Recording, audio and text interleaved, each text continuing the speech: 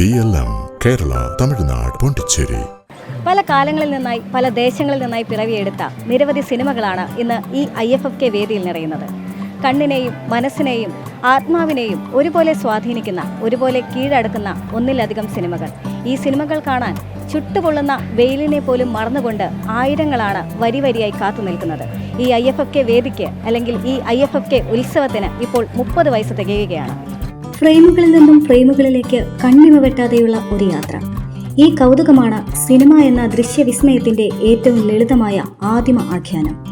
പക്ഷേ പിൻകാലങ്ങളിൽ ഇത്തരത്തിലുള്ള ഫ്രെയിമുകൾ ചില കഥകൾ പറഞ്ഞു തുടങ്ങി.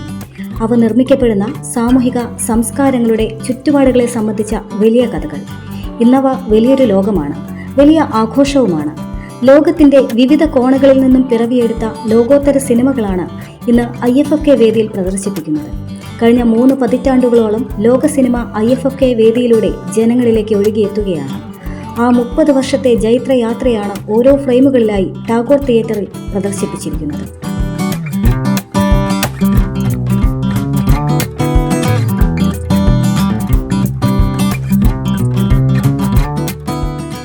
IFFK ലോകത്ത് തന്നെ ശ്രദ്ധേയമായ ഒരു ചലച്ചിത്രോത്സവമായിട്ട് മാറിക്കഴിഞ്ഞിരിക്കുകയാണ്.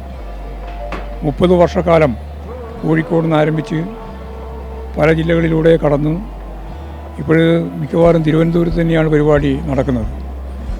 ലോകത്തെ ഏറ്റവും ശ്രദ്ധേയമായ സിനിമാ സംവിധായകരെയും അതുപോലെ തന്നെ അഭിനേതാക്കളെയും എല്ലാം ഒന്നിച്ച് അവരെപ്പറ്റി മനസ്സിലാക്കാനും പഠിക്കാനും പുതിയ തലമുറയിൽപ്പെട്ടവരെ ഒന്നിച്ച് കൊണ്ടുവരാനും സാധിക്കുന്ന ഏറ്റവും ശ്രദ്ധേയമായ ഒരു പരിപാടിയാണ് ഈ ചലച്ചിത്രോത്സവത്തിൻ്റെ ഭാഗമായിട്ട് നമുക്ക് അനുഭവപ്പെടുന്നത്. തീർച്ചയായും നമുക്ക് ഇമാതിരിയുള്ള പരിപാടികൾ പ്രോത്സാഹിപ്പിക്കേണ്ടതാണ്. ലോക ജനതയുമായിട്ടൊരു ഐക്യദാർഢ്യമാണ് യഥാർത്ഥത്തിൽ ഈ സിനിമാ പ്രദർശനത്തിലൂടെയും അവരുമായിട്ട് ബന്ധപ്പെട്ട എല്ലാവരുമായിട്ടുള്ള ബന്ധത്തെയും നമ്മൾ മനസ്സിലാക്കാൻ ശ്രമിക്കുന്നത് കാണുന്നത്.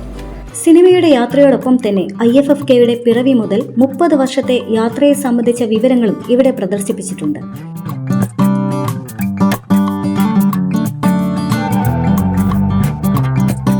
സിനിമയെ കൂടുതൽ അറിയാനെത്തുന്നവർക്ക് IFFKയുടെ ഓർമ്മകൾ പങ്കിടുന്ന ഈ പ്രദർശനമേള വളരെ കൗതുകം തന്നെയാണ്. വളരെ രസകരമായിട്ടുള്ളൊരു അനുഭവമായിരുന്നു. കാരണം നമ്മൾ ഒരിക്കലും കണ്ടിട്ടില്ലാത്ത IFFK വീണ്ടും അനുഭവിക്കാൻ പറ്റി. നമ്മുടെ ആഗ്രഹമാണ്. പണ്ടിങ്ങനെയൊക്കെ IFFK ഒക്കെ നടന്നിരുന്നത് എൻ്റെ അമ്മയൊക്കെ പറഞ്ഞിട്ടുണ്ട്, ആ ഫിലിം ഫെസ്റ്റിവലിന് വന്ന കഥയൊക്കെ. അപ്പോൾ അതൊക്കെ നമുക്ക് വീണ്ടും ആ കാലഘട്ടം വീണ്ടും എക്സ്പീരിയൻസ് ചെയ്യാനുള്ളൊരു അനുഭവം നമ്മുടെ ആഗ്രഹമായിരുന്നു.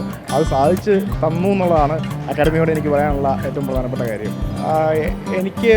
ഞാൻ സ്കൂൾ ഓഫ് ലെറ്റേഴ്സ് എന്ന് പറയുന്ന മഹാത്മാഗാന്ധി സർവകലാശാലയിലെ പഠന വിഭാഗത്തിലാണ് പഠിച്ചത്. അപ്പോൾ ആ സമയത്ത് മുഴുവൻ എൻ്റെ IFFKയുടെ കോർഡിനേഷനൊക്കെ ആയിട്ട് ബന്ധപ്പെട്ട് doctor VC Haris, Aju K Narayanan ഉൾപ്പെടെയുള്ള അധ്യാപകരൊക്കെ പറഞ്ഞ കാര്യങ്ങളും ഒക്കെ എനിക്കിപ്പോഴാണ് അനുഭവിക്കാൻ പറ്റുന്നത്. കാരണം അന്ന് അവർ നടത്തിയ കാര്യങ്ങൾ, ഇവിടെയുള്ള അക്കാദമി നടത്തിയ കാര്യങ്ങളൊക്കെ ഒരു പ്രത്യേക തരത്തിൽ വീണ്ടും ഒരു റിക്കളക്ഷൻ പോലെയാണ് നമുക്ക് ഫീൽ ചെയ്യുന്നത്. ക്യാമറമാൻ ചന്ദ്രൻ ആര്യനാടിനൊപ്പം ദൃശ്യ ജതീന്ദ്രൻ, M5 ന്യൂസ്, തിരുവനന്തപുരം.